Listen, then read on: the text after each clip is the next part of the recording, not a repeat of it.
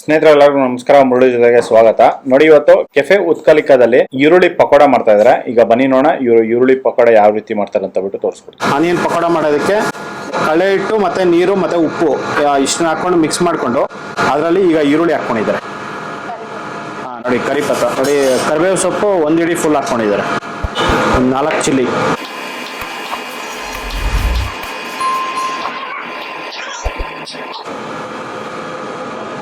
ಕಳ್ಳೆ ಹಿಟ್ಟು ಹಾಕೊಂತ ಇದ್ದಾರೆ.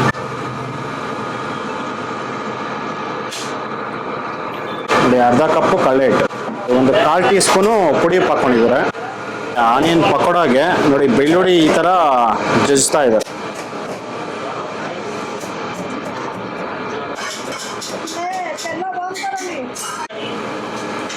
ನೋಡಿ, ಆ ಬೆಳ್ಳುಳ್ಳಿ ಜಜ್ಜಿರೋ ಬೆಳ್ಳುಳ್ಳಿ ಇದರಲ್ಲಿ ಹಾಕೊಂಡು ಮತ್ತೆ ಮಿಕ್ಸಿಂಗ್ ಮಾಡ್ತಾ ಇದ್ದಾರೆ. ನೋಡಿ, ಅದರಲ್ಲೇ ಸ್ವಲ್ಪ ನೀರು,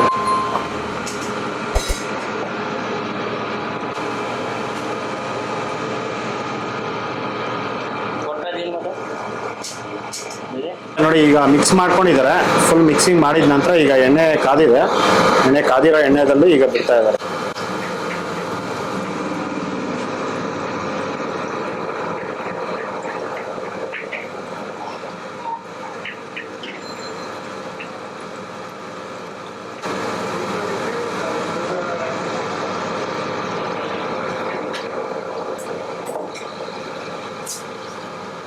ನೋಡಿ, ಇದನ್ನ ಒಂದು 2-3 ನಿಮಿಷ ಇದನ್ನ ಫ್ರೈ ಮಾಡ್ಕೊತಾರೆ. ಫ್ರೈ ಮಾಡ್ಕೊಂಡು ತೆಗಿತಾರೆ.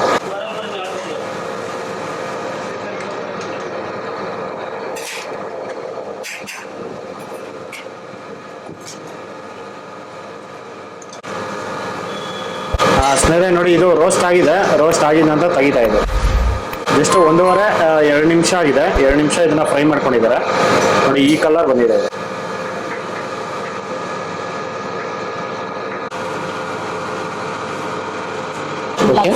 ಬ್ಲ್ಯಾಕ್ ಸಾಲ್ಟ್ ನೋಡಿ, ಅದ್ರ ಮೇಲ್ಗಡೆ ಸ್ವಲ್ಪ ಬ್ಲ್ಯಾಕ್ ಸಾಲ್ಟ್ ಹಾಕೊಂಡಿದ್ದಾರೆ. ನೋಡಿ, ಆನಿಯನ್ ಪಕೋಡ ಅನ್ನೋದು ರೆಡಿ ಆಗಿದೆ.